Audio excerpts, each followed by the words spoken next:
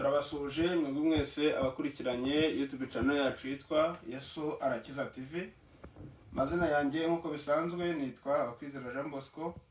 Hanyuma kandi nongeye kugira umugisha ukomeye kandi nifuza yuko twakongera tukagirana ikiganiro, ariko kandi ikiganiro kijyanye n'ijambo ry'Imana. Hanyuma reka tutangire dusenga, hanyuma ubundi tuganire nawe. Mana, turagushimiye ko tukugira umugisha, wabanye natwe tugira neza, tubona ukuboko kwawe. Tongeye turagusabye uyu mwanya mwiza ngo uzubane natwe. Umwuka wera aganze kandi imbaraga zawe zibe kuri twebwe, mu izina rya Yesu tubisabye tubyizeye, amen. Hanyuma uyu munsi nagira ngo munyemerere dusome ijambo ry'Imana dusanga mu gitabo cy'Itangiriro ibice byaho 32. Hanyuma turasoma dore ku murongo wa 28. Hari ijambo rivuze ngo aramusubiza ati witwa nde? Aramusubiza ati ndi Yakobo. Arambwira ati ntukitwa Yakobo ukundi, ahubwo uzitwa Isiraheli, kuko wakiranije Imana n'abantu ukanesha. Hanyuma Imana nitugire neza mu izina rya Yesu. Nifuje yuko uyu munsi tuganira ku ijambo ry'Imana rifite intego ivuga ngo Imana iguhindurire izina. Imana ni iguhindurire izina. Yesu aguhindurire izina. Niyo titere cyangwa se niyo teme, niyo ntego tuyoganira kuri mugoroba. Ndabizi ko abantu benshi munkurikirana mufite amazina mwitwa. Hari ayo mwiswe n'ababyeyi, hari n'andi wenda mutazi n'amoko yayo, ariko mufite mwitwa. Hanyuma uyu munsi ndakwifuriza ku mazina witwa hiyongeraho n'izina ry'umugisha ukwiye ku Mana, kuko Imana igira uburyo butatu navuga bw'umwihariko cyangwa ingenzi Imana ihinduramo amazina y'umuntu. Uburyo bwa mbere Imana ihinduramo izina ry'umuntu, turakoresha ijambo ry'Imana. Umugabo witwa Pawulo, muramuzi kera yitwaga Sawuli, ariko kandi mu gihe ciwe Sawuli yari umugabo navuga mubi cyane, warenganyaga itorero ry'Imana. Agahora itorero ry'Imana, agahora higa ababwiriza ubutumwa bwiza, agahora higa abahanuzi, agahiga abakozi b'Imana, bashumba mu buryo bugiye butandukanye. Pawulo nyine yari uwo nguwo, yari umupagani muri ubwo buryo, kuko misiyo yiwe yahabwaga na leta ya kiriya gihe y'Abaroma ero kurwanya ubutumwa bwiza, ariko kandi bagakora n'ibikorwa nakwita ibikorwa by'icarubozo ndetse n'ubugome bukabije, cyane cyane ku bakristo bamenye umwami. Hanyuma Pawulo muri kiriya gihe agikora ibyo bikorwa yagiraga izina ryitwa Sawuli, ariko ngo Pawulo ari mu nzira ijya i Damasiko, kandi nanone ari uwo murimo umujyanye wo kurenganya itorero ry'Imana. Bibiliya iravuga ngo ari mu nzira ngatungurwa n'umucyo. Umucyo wa Yesu urawumanukira, hanyuma ngo muri uwo mucyo haziramo ijwi ry'umwana ramaza ngo Pawulo undenganyiriza iki? Rimuhamagara gatatu. Pawulo ngo aritaba, yumva ngo ni ijwi rifite imbaraga, yumva ni ijwi rifite ubushobozi. Aravuga ngo urinde mwami nkagukorera. Ijwi rirambwira ngo ndi Yesu urenganya. Ako kanya ngo bitewe n'umucyo mwinshi kandi n'ijwi rikomeye ry'umwami Yesu, Pawulo ngo yitura hasi, ako kanya arahuma.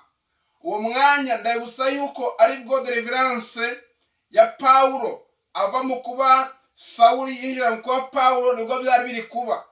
Ako kanya Pawulo amaze guhuma, ukurikiranye amateka ye usanga yarajyanywe ahantu hitwa muri Arabiya. Hanyuma ajya kwa kumugabo witwa Ananiya yari wamubatije, amarayo igihe kirekire arimo yigishwa ubutumwa bwiza, yegerana n'Imana. Hanyuma Sawuli twongera kumubona mu bitabo yanditse, guhera mu Baroma gukomeza kugira mu Korinto, kugira mu Efeso, kugira mu Tesalonike, ndetse n'Abaheburayo byavuga ko arusha kuba arabanditse. Hanyuma izo nzandiko yazanditse yitwa Pawulo, ntabwo yari akiri Sawuli. Hanyuma izina rya mbere duhabwa cyangwa izina rya mbere Imana itwita, iritwita kuko twakiriye Yesu nk'umwami n'umukiza w'ubugingo bwacu. umuntu wese umaze kwakira Yesu nk'umwami n'umukiza w'ubugingo bwe, ako kanya ntabwo aba akiri wa wundi. Wari umusinzi arahinduka akitwa umwana w'Imana. Wari umusambanyi arahinduka akitwa umwana w'Imana. Wari umurozi ajugunya uburozi bwe akavuga ngo nakiriye umwami udahinduka, nakiriye umucyo, nakiriye imbaraga muri njyewe. Wari umubeshi, ari umugambanyi, ari umukubaganyi, ari umunyamahane, ari mubi, iyo yakiriye Yesu arahinduka. Bakavuga ngo ntagakiri wa wundi, ntagakiri Sawuli, ahubwo yabaye Pawulo kubw'ubutumwa bwiza.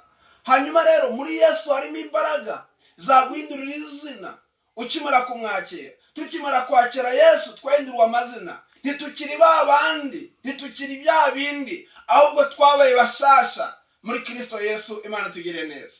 Uburyo bwa kabiri Imana ihinduramo izina rero, umuntu amaze kwakira Yesu, amaze kumwakira umwana n'umukiza w'ubugingo bwe, hakurikiraho inzira yo gukora ibyo Imana ishaka. Gukora ibyo Imana ishaka ni iki? Ni ukwera imbuto zikwiriye uwihannye. Muri makeya ni ukwanga ikibi ugakunda icyiza. Hanyuma ibyo uri kubikora, hari urugendo twita urugendo rwo kwera imbuto. Wa muntu abantu bari bazi mu ngeso mbi, iyo bamubonye noneho yatangiye guhindura imigenzereze n'imikorere ye, akera imbuto zikwiriye abantu bihana. Baravuga ngo yewe noneho ntagakiri wa undi wakoraga biza bindi, yabaye murokore, yabaye pasiteri, yabaye kanaka, ntakiri wa wundi. Icyo gihe n'abantu batangira kukwita irindi zina ritandukanye na yandi witwaga mbere bijyanye n'ibyo wakoraga. Ubwo n'uburyo bwa kabiri Imana ihinduramo izina, n'abo muziranye, n'abari bakuzi, n'abo mwabanye, n'abo mwasangiye, mwahora bakavuga ngo dore murokore wani, dore pasiteri, dore mbese bakavuga ati yarahindutse ntakiri wa wundi. Imana ikabiguhindurira izina. Iryo ni izina rya kabiri ry'umugisha Imana iguhindurira. Hanyuma izina rya gatatu Imana ihinduramo ni izina ry'umugisha, rizanwa n'izina Imana ikwita, ariko rijyana n'imigisha Imana iguhaye, rijyana n'aho Imana ikujyanye. Wa muntu ari waragerageje ibintu byaranze, nagira umubwire yuko iyo tumaze kwakira Yesu, ntabwo Yesu akora ku bugingo gusa ngo arekere, ahubwo Yesu akora ku bugingo, yamara gukora ku bugingo agakora no ku mibiri. Ntabwo Yesu azura ubugingo gusa, azura n'umubiri. Yesu iyo tumwakiriye, Petero abaje ijambo ryiza Yesu aramaze ngo ariko twebwe ko twagukurikiye tugasiga ibyacu tugasiga abacu, mbese twebwe tuzagororerwa iki? Yesu amubwira ijambo ryiza, arambwira ngo mukiri mu isi muzakubirwa inshuro 100. Aravuga ngo kandi ikiyongeyeho, aravuga ngo muzahabwa n'ubugingo buhoraho. Imana itugire neza cyane. Hanyuma rero uyu muntu ajya ahabwa n'umugisha bijyanye n'aho ari, n'aho Imana ishaka kumugeza. Wa muntu ibintu byari byaranze kubera ko yakiriye Yesu, kubera ko yari imbuto, kubera ko yamwegereye, kubera ko asenga. Wa muntu Imana ikabana nawe ikamubwira ngo ni ukuri ngiye kukugira neza. Utari ufite akazi akabona akazi, utari ufite inzu akabona inzu, utari ufite imodoka akabona imodoka. Mbese ukagira ibintu twita ubutunzi bw'isi cyangwa imigisha y'isi, ariko udakuye mu mutekamutwe no mu bubeshi, ahubwo ari ibintu bivuye ku Mana. Hanyuma ubwo nabwo ni uburyo bwa gatatu Imana ihinduramo izina ry'umuntu, ariko bijyanye n'ibyo Imana imuhaye, ku rwego rw'uko abantu bari bakuzi warazahaye, bari barakuzi waragerageje byaranze, babona Imana iguhinduriye amateka, bakavuga ngo Imana yakurikiye n'Imana ikora. Ni Imana ihindura amateka, ni Imana ihindura ubuzima.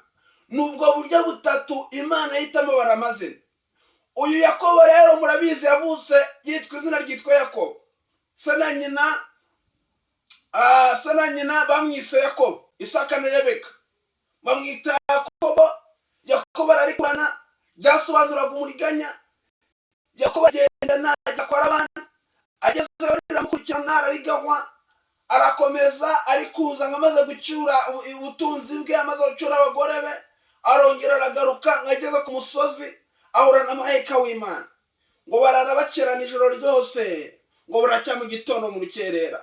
Marayika aramubwira ngo ndekura, Yakobo aramubwira ngo no, sinkurekura utambaye umugisha.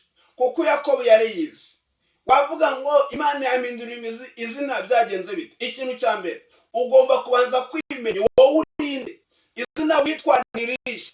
Wamara kubimenya ukabwiza imana ukuri, marayika yabaje yakora witwa nde? Yakobo aramubwira ngo ni ukuri nitwa Yakobo. Izina nitwa ni izina ry'umuriganya, ni izina ritari ry'umugisha. Aramubwira ngo nitwa Yakobo. Amaze kumubwira uko yitwa, amubwije ukuri biri umutima wiwe byose nta kimwe asizemo, marayika aramubwira ngo guhera uyu munsi ntabwo uzongera kwitwa Yakobo, ahubwo wiswe Isiraheli mu izina rya Yesu. Imana ijya iduha amazina y'umugisha, ikaduha amazina tugira no mu bana bacu no mu buzukuruza, akaba amazina y'ibisekuru kwako twahuye na marayika w'Imana, kwako twakira umwami Yesu. Kandi aya mazina aboneka byagenze bite? Iri zina umuntu aribona ari uko yafashe ibyo gukirana, ibihe byo gusenga ni ugufata igihe cyo gusenga. Umuntu agafata amasengesho yo kwiriza ubusa, agafata amasengesho yo kwegera Imana, agafata amasengesho yo gutarana kwera, hanyuma na marayika uhindura amazina. Ntabwo marayika yahindura amazina mu isoko, ntabwo yahindura amazina mu mihanda. Amazina marayika yahindurira mu masengesho ari uko twamwegereye. Mu izina rya Yesu icyo nkwifurije, wa mukobwa we uneze amatwi, wa mugabo we uneze amatwi, wa mubyeyi we, wa mubyeyi wa mugabo we, uyu mugoroba cyangwa uyu mwanya uri kumva isaha yumviramo, ndakwingingiye mu izina rya Yesu, nuhindurirwe izina, nuhindurirwe izina. Ubundi wowe urinde, ubundi wakomoka he, ubundi wowe wiswe nde? Imana ishaka guhindura amazina yawe, ishaka kugira umwana w'Imana, ishaka ko imbuto zihoraho.